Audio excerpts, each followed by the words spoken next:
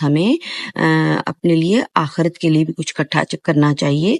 तो व्यूअर्स कुछ ना कुछ जो है वो पढ़ने का एहतमाम लाजमी करना चाहिए।